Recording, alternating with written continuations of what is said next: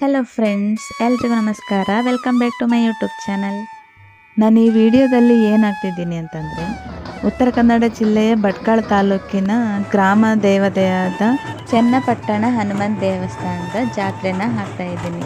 ಇದು ಚನ್ನಪಟ್ಟಣ ಅಂತ ಹೆಸರು ಬರಲಿಕ್ಕೆ ಕಾರಣ, ಚೆನ್ನಭೈರ ದೇವಿಯು ಜೀರ್ಣೋದ್ಧಾರ ಮಾಡಿ ಮುಂಬಳೆ ನೀಡಿದ್ರಿಂದ ಇದಕ್ಕೆ ಚನ್ನಪಟ್ಟಣ ಹನುಮಂತ ದೇವಸ್ಥಾನ ಅಂತ ಹೇಳಿ ಹೆಸರು ಬಂದಿದೆ.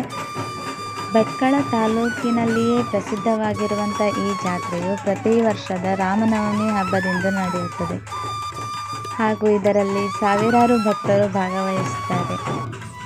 ನಾನು ಹೇಳೋದಕ್ಕಿಂತ ನೀವೇ ನೋಡಿದರೆ ಚೆನ್ನಾಗಿರುತ್ತೆ. ಸೊ ಬನ್ನಿ ನೋಡೋಣ.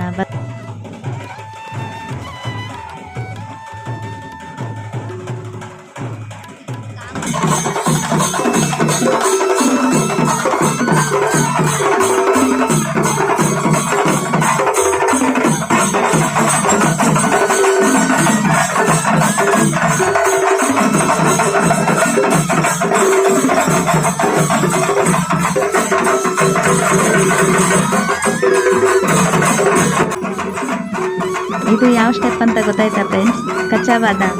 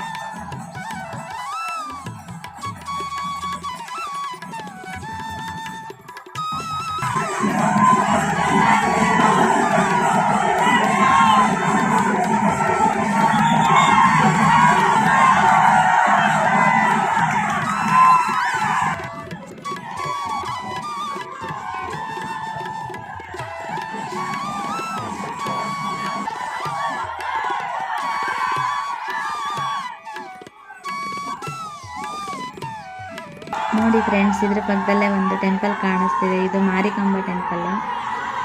ಇಲ್ಲೂ ಜಾತ್ರೆ ಆಗುತ್ತೆ.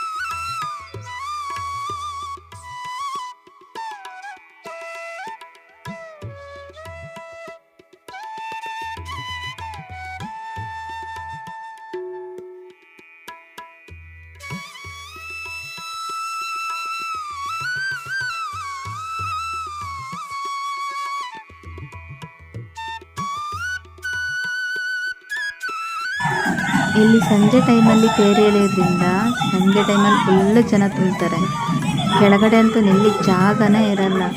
ಸೊ ಆಲ್ಮೋಸ್ಟ್ ಎಲ್ಲ ಮೇಲೆ ಹತ್ತು ಕೂತ್ಕೊಂಡಿದ್ವಿ. ಇವನ್ ನೋಡಿ ಅಲ್ಲಿ ನಿಮಗೆ ಕಾಣಿಸ್ದೆ ಎಷ್ಟು ಜನ ತುಂಬಿದ್ದಾರೆ ಅಂತ. ಇಲ್ಲೇ ನೋಡ್ತಾ ಇರಿ ಈಗ DJ ಹಾಕೊಂಡು ಹೇಗೆ ಕುಣಿತಾರಂತ.